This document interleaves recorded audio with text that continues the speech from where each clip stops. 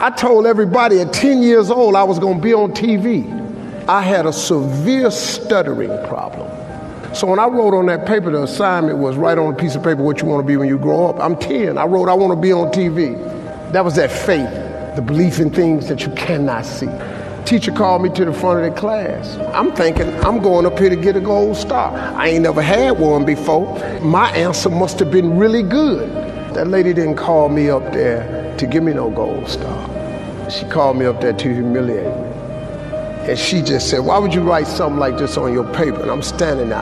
I'm trying to get it out. She said, who in this school ever been on TV? Who in your family ever been on TV? Who in this neighborhood ever been on TV? She said, look at you standing there. You can't even talk.